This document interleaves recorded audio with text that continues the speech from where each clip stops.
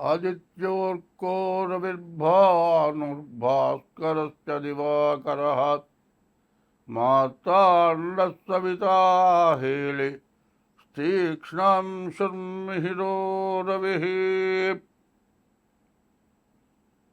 गुरुर्ब्रह्मा गुरुर्विष्णुः गुरुदेवो महेश्वरः गुरुसाक्षात् परब्रह्म तस्मै श्रीगुरवे नमः।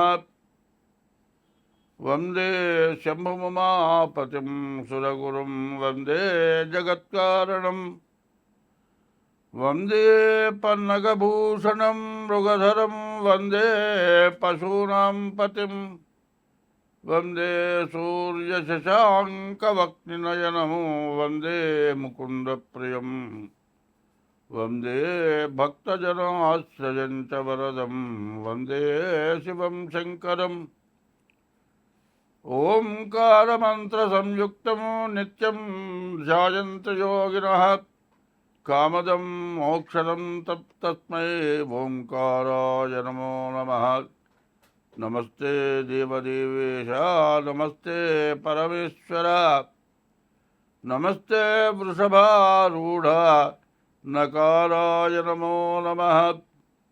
महादेवं महात्मानं महापातकनाशनो महापापकर्मं वन्दे मकाराय नमो नमः।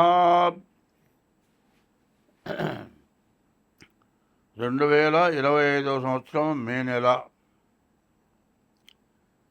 ఈ నెల మేషరాశి ఫలితాలు చెప్పుకుందాం. ఈ మేషరాశిలో ఈ నెలలో గ్రహాల మార్పులు చాలా వచ్చినాయి. ఏమిటాయంటే గురువు 14వ తారీఖు రాత్రి 10:36 వృషభ రాశి దగ్గర నుంచి మిథున రాశికి వస్తున్నాడు. చూడండి, ఈ నెల ఈ మేషరాశికి ఫలితాలు చెప్పుకుందాం. ముందు గురువు ఇప్పటిదాకా వృషభ రాశిలో ఉన్నాడు. ఆ వృషభ రాశిలో ఉన్నటువంటి గురువు మే నెల 14వ తారీఖుకి మిథున రాశికి వస్తున్నాడు. ఈ మేషరాశికి చాలా మంచి ఫలితాలను ఇస్తాడు.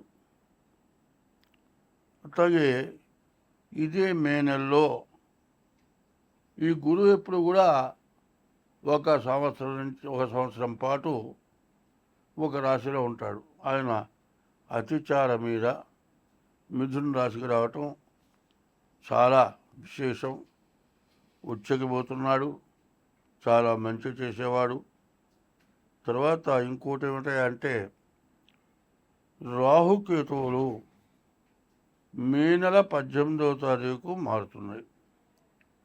ఈ మే నెల 18వ తారీఖు రోజున ఈ రాహుకేతువులకు ఎక్కడ వస్తున్నారు?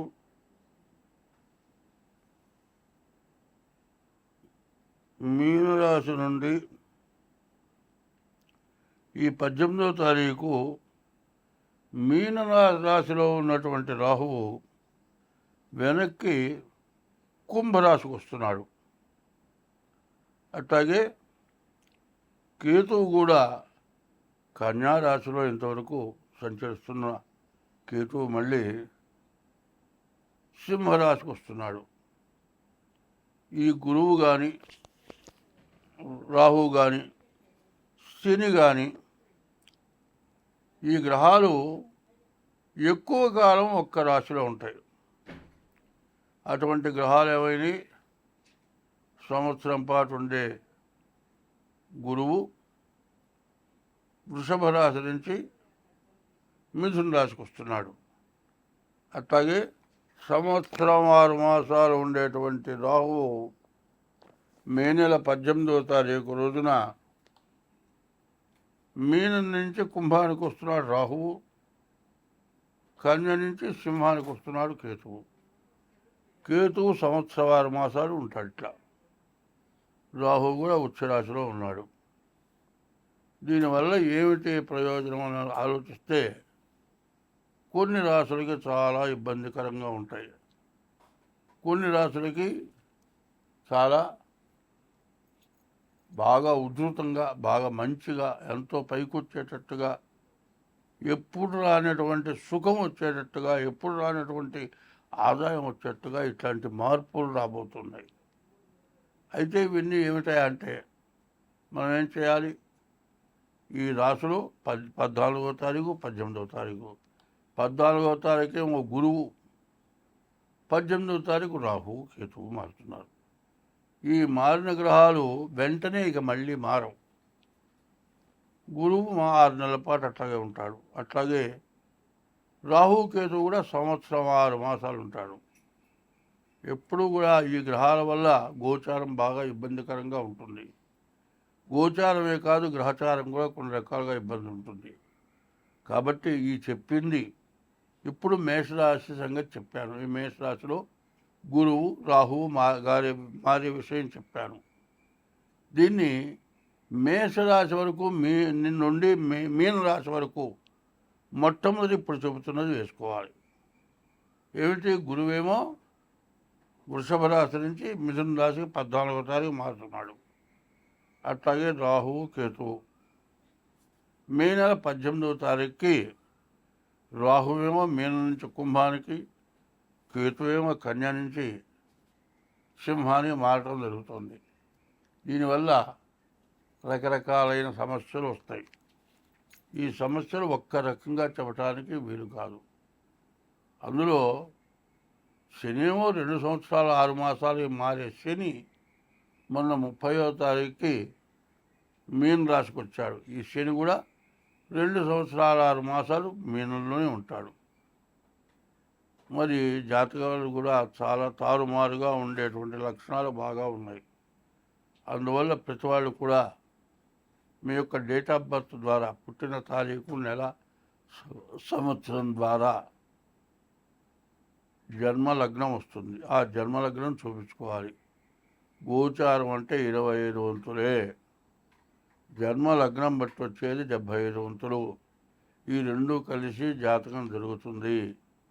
ప్రధానమైన గ్రహాలు 3 కూడా మారటం చేత చాలా సమస్యలు వచ్చేట్లుగా ఉన్నాయి. దేశానికి, ప్రపంచానికి కూడా సమస్యలు, ప్రతి మానవుడికి కూడా ఎక్కువ సమస్యలు వచ్చే లక్షణం బాగా కనబడుతోంది. ఇది బాగా గుర్తించాలి. ఇది గుర్తించి ప్రతివాడు కూడా మీ జాతకం చూపించుకోవాలి. ఎందుకంటే తారుమారైన తర్వాత ఆలోచన కాదు, ముందుగా ఆలోచించుకొని నేను చెప్పింది ప్రతి మేషరాశి దగ్గర నుంచి మీన రాశి వరకు కూడా ముందుగా ఇది కలపండి. ఈ యూట్యూబ్ వారికి ప్రత్యేకించి చెబుతున్నా. ఏ రాశికి ఆ రాశికి గురువుని గురించి కానీ, రాహుని గురించి కానీ, కేతువుని గురించి కానీ చెప్పటం ఇదే చెప్పాలి, వేరే చెప్పేది ఏమీ లేదు. కాబట్టి మరి ఈ తీసే యూట్యూబ్ వారు గురువు, శని, రాహువు, కేతువు ఈ 4 గ్రహాల వల్ల రకరకాలైన సమస్యలు, రకరకాలైన బాధలు, కుటుంబ యుద్ధాలు, కుటుంబంలో సమస్యలు, భార్యాభర్తలకి, తండ్రి కొడుకులకి, తల్లి కొడుకు కూతుళ్ళకి, అత్త మామలకి, అత్త కోడళ్ళకి, దేశంలో రాజకీయ నాయకులకి, మరి అధికార పార్టీలో కూడా ఉన్నటువంటి వాళ్ళల్లో వాళ్ళకి తేడాలు, ప్రతిపక్షం వాళ్ళు మరి అధికార పార్టీతో పేచీలు కాదండి. మన ఇండియాలోనే కేంద్రంలో, రాష్ట్రంలో గొడవలే కాకుండా ఇతర దేశాల నుంచి కూడా సమస్యలు వస్తాయి. వీటన్నిటిని కూడా జాగ్రత్తగా ఆలోచించి సర్దుకోవాలి. ఎందుకంటే గ్రహస్థితి ఎట్లా ఉంది, ఎట్లా చేస్తే మనం బాగుంటాం అనేదాన్ని బాగా ఆలోచించుకొని దీన్ని జాగ్రత్త చేసుకుంటే అందరం బాగుంటాము. చూస్తే మరి ఇది ప్రతి రాశి కలపాలి. గుర్తుపెట్టుకొని చదువుతావా? కలుపుతారా? ఎందుకంటే గురువు, శని అర్థమైందా, రాహు, కేతు 2025వ సంవత్సరం మే నెల 5వ రాశి సింహరాశి ఫలితాలు చెప్పుకుందాం. ఈ సింహరాశికి వచ్చేటప్పటికల్లా శుక్రుడు, రవి, గురువు. ఈ 3 గ్రహాలు పూర్తిగా బాగున్నాయి. వ్యాపారం బాగుంటుంది. వివాహం చేసుకుంటానే బాగుంది. ఇల్లు కొనుక్కుంటానే, స్థలాలు కొనుక్కుంటానే, పొలాలు కొనుక్కుంటానే చాలా బాగుంది. రవి వల్ల ఉద్యోగ ప్రమోషన్లు బాగుంటాయి. గురువు వల్ల విద్యా ఉద్యోగం బాగుంటుంది. కానీ శని మాత్రం అష్టమ స్థానంలో ఉన్నాడు. ఈ అష్టమ స్థానంలో ఉన్న శని వల్ల ప్రాణకంటకుడు.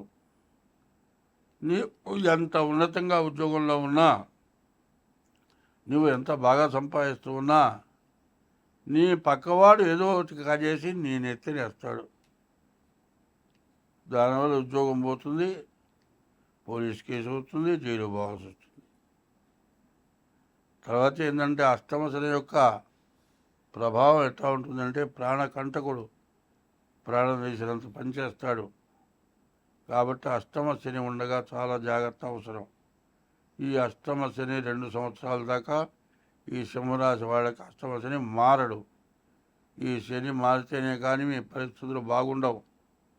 కాబట్టి సింహరాశికి శత్రువు శని. ఈ శని పూర్తిగా అపకారం చేసేటువంటి వాడు. కాబట్టి ఈ రాశివాడు ఎంత జాగ్రత్త పడితే అంత మంచిది. మీ చేతితో ఎవరికైనా డబ్బులు ఇచ్చినా మీ డబ్బులు మీకు తిరిగి రావు. ఎవరికైనా చీట్లు కానీ, ఇండస్ట్రీస్కి బ్యాంక్కి లోన్స్ కానీ తీసుకునే వాళ్ళకి మీరు హామీ సంతకాలు పెడితే మాత్రం ఆ తీసుకున్నవాడు అసలు దొరకడు. వాడు పారిపోతాడు డబ్బులు తీసుకొని. అవి మొత్తం నువ్వే కట్టాలి. నీ ఆస్తులు అమ్మినా కూడా బాకీలు తీరవు. నీ బతుకు చాలా ఇబ్బంది అవుతుంది. కేరా ప్లాట్ఫారం అవుతుంది. ఇది కాకుండా ఉండాలి అంటే ముందుగా మీ జాతకం చూపించుకొని పక్కవాళ్ళతో ఎంతవరకు ఉండాలో అంతవరకు ఉండాలి. నువ్వు ఎంత మంచిగా ఉంటారో నిన్నంత కొంప తీస్తారు. కాబట్టి ఎంత జాగ్రత్తగా ఉంటే అంత మంచిది. ఈ సింహరాశి చాలా మంచి రాశి. అందరికీ సహాయం చేసే మనస్తత్వం కలిగిన రాశి.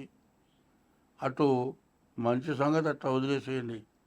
ముందు నీ బతుకు నువ్వు చూసుకో. తనకు గాని ధర్మం మొదలు చెడ్డ బేరం అన్నారు. కొన్న అసలు రేటు కంటే తగ్గించి అమ్మితే మొదలు చెడ్డ బేరం. తనకు గాని ధర్మం అంటే సంపాదించి ఊళ్ళో అడగబెట్టడం తనకు గాని ధర్మం. ఈ రెండిట్లో ఏది చేసినా ఇబ్బంది. వ్యాపారం బాగుంది కదా అని అనవసరమైన కొత్త వ్యాపారాలు పోవద్దు. అట్లా పోతే నష్టపడతారు. అన్ని విధాలా మీ డేట్ ఆఫ్ బర్త్ ద్వారా మీ జాతకం తప్పనిసరిగా చూసుకోవాల్సిన రాశి సింహరాశి. ఈ సింహరాశి వాళ్ళు ఎంత జాగ్రత్తగా ఉంటే అంత మంచిది. జీవితంలో 30 సంవత్సరాలకు ఒక్కసారి శని అష్టమంలోకి వస్తాడు. ఈ అష్టమంలోకి వచ్చిన శని వల్ల యాక్సిడెంట్ కానీ, దెబ్బలు తగలటం కానీ, వ్యాధులు కానీ, అసలు జీవితం నరకం పని చూపిస్తాడు. కాబట్టి ఈ రాశివాళ్ళు ఎంత జాగ్రత్తగా ప్రవర్తిస్తే అంత మంచిది. స్వస్తి.